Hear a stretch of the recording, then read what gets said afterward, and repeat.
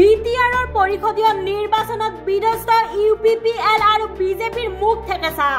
মুখ্যমন্ত্ৰী হিমন্ত বিশ্ব শৰ্মাৰ অহংকাৰ নে হাগ্ৰামা মহিলাৰ ৰাজনৈতিক বিচক্ষণতা কিহৰ অভাৱত আজি বিটিআৰত এই ছবিখন দেখা পোৱা গৈছে কিহৰ বাবে আজি বিটিআৰত বিপিএফে সবক সৃষ্টি কৰিবলৈ পাইছে নে প্ৰমোদ বড়োৰ দুৰ্নীতি বিফলতাই আজি হাগ্ৰামা মহিলাৰিক আগবঢ়াই নিছে কোন হ'ব এইবাৰ কিং মেকাৰ সৰকাৰ গঠন কৰিবলৈ মেজিক নম্বৰ লাগে 21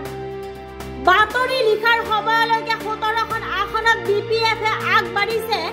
আৰু বিজেপিয়ে 10খন আসনত আগবাঢ়ি আছে